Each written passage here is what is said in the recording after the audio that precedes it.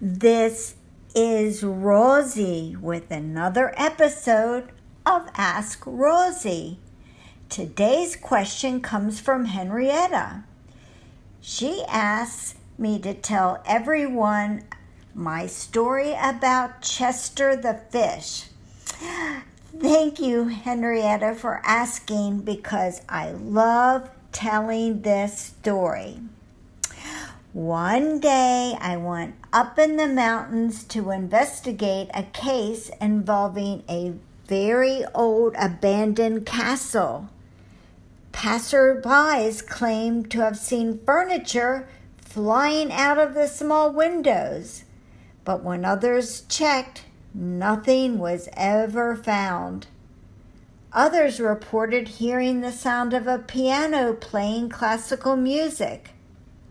Investigative reporters visiting the castle came back with no information at all and refused to speak about their visits. So I had to see for myself. After a long climb up to the castle, I followed a small, narrow path surrounded by water. The footing was safe, so I felt pretty safe myself. Then all of a sudden the path stopped. There was no further access to the castle.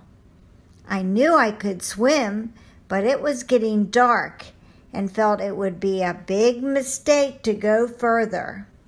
I just wasn't sure what to do. Out of nowhere, a beautiful fish jumped up beside me. Seeing the dilemma, he offered to help. He spread a beautiful spray of coral and draped it over his body. He told me that if I held on tightly, that he could swim to the castle with me on his back.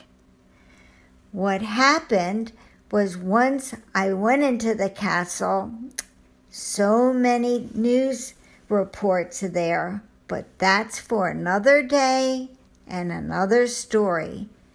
But I will tell you that since that day, Chester and I have become very good friends.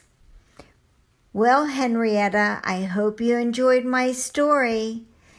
And as always, clean paws and peppermints. Love, Rosie.